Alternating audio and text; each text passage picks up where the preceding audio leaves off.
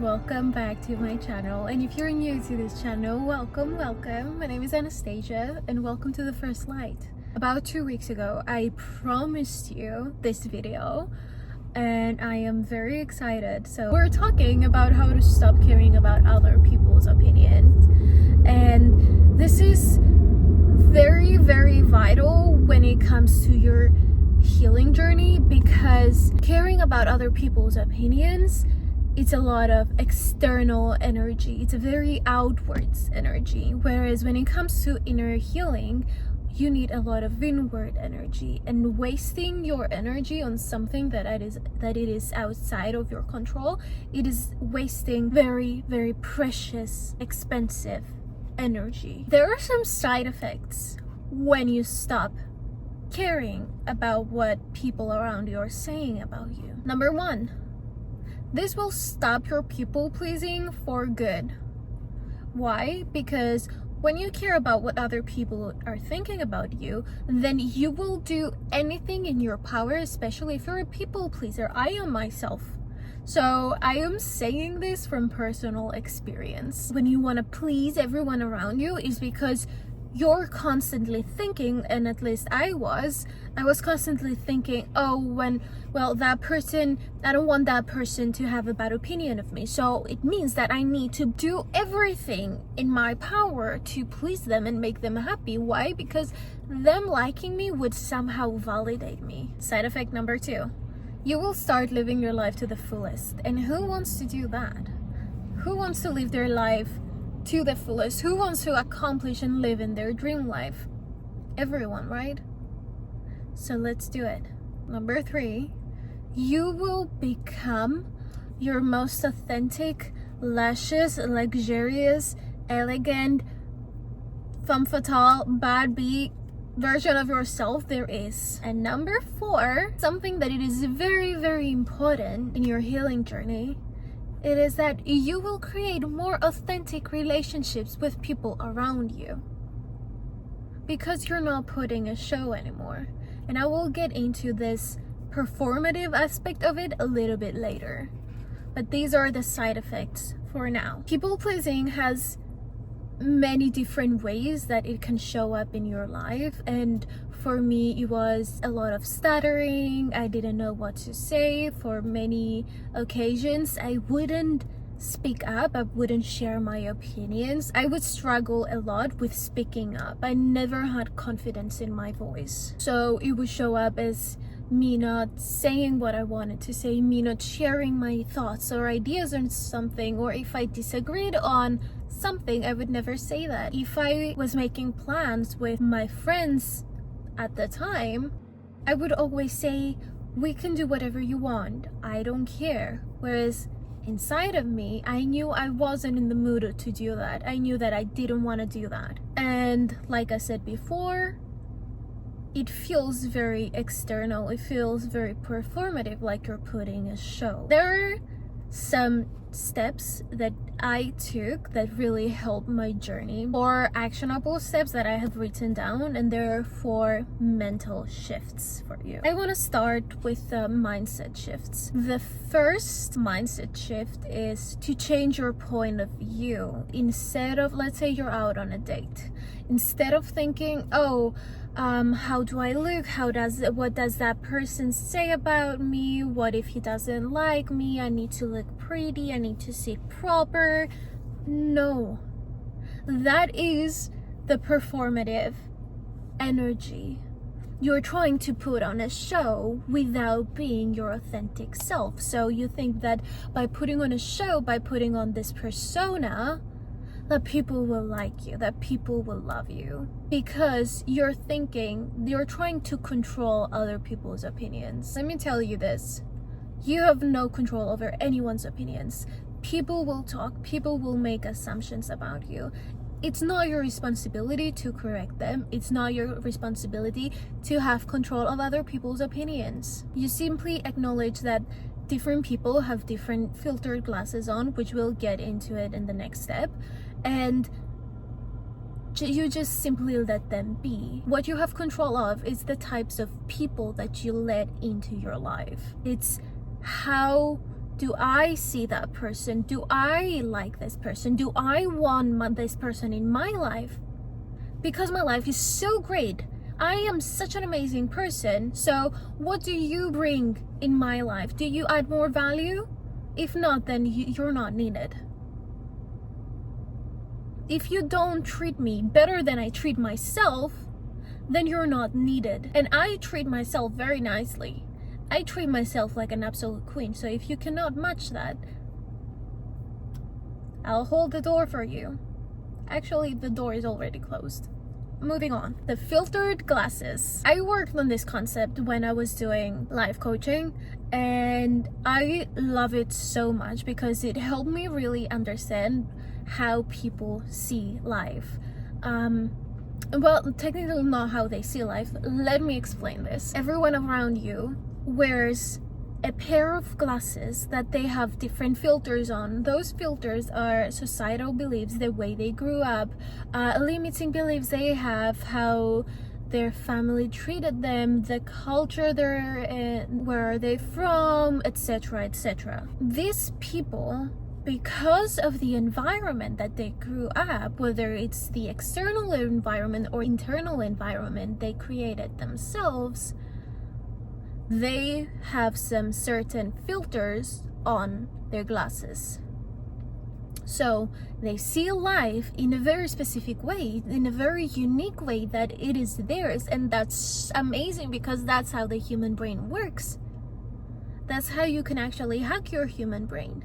And understanding that people have those filter glasses on, their opinions about you are based off those filter glasses. Every time someone says something about you, it's because of the way they see life, the way they perceive life, the way they understand their environment and their experience on earth. Let me give you an example on this. Let's say you're wearing something that makes you feel nice. Let's say you're wearing a very nice dress, and when you're wearing that, you feel so sexy, you feel so seductive, you feel femme fatale, you feel like Angelina Jolie, you feel like Monica Bellucci. And then someone else sees you and they say that you're provocative, you're asking for it. What's the difference? Different people with different filters. You cannot base how you feel on someone else's opinion. Why? Because feelings and opinions are two different things. It's like comparing apples with potatoes. They might have some similarities, I'll give you that, but they're two different things. So you cannot compare something that makes you feel nice with someone's opinion, because someone's opinion shouldn't affect how you feel, because no one should have that power over your emotions and feelings. Don't give that away. Mindset shift number 3. This comes from Michael A. Singer. I adore his book, The Untethered Soul. I can talk about that book for days. And the biggest thing that stood out to me was everything that he said about that voice that we have in our head. And let's do this small exercise right now. Close your eyes and think inside your head without you actually voicing it. Say hi. Can you hear that voice in your head say hi to you? Perfect. Now I have a question for you. Observe something in your surroundings. Observe it. And tell me, can you become that thing? No. No, you cannot. No matter how much you try to become that thing, you cannot. Hence, once you observe something, you cannot become it. So, you just observed that voice in your head, which means you're not that voice in your head. You're something. That's the big question of I am. And he speaks a lot about it. Who is I? Who is self? And he says that self is somewhere seated behind that noise of that voice in your head. The moment I managed to learn to live with that voice without actually spending energy on it, without being affected by it, then I immediately felt my brain go, like it immediately grounded and everything went quiet. And I am an overthinker. I tend to overthink everything, and I have a very active mind.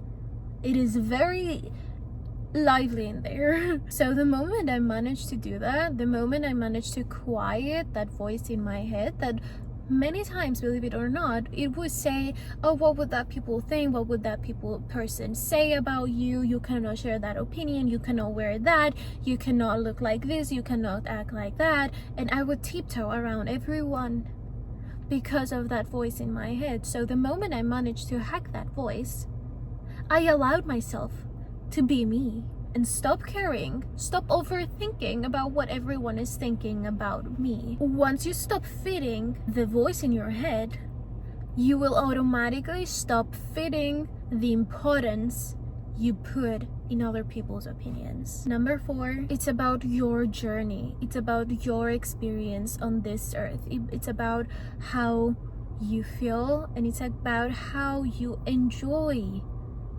this thing that we call life.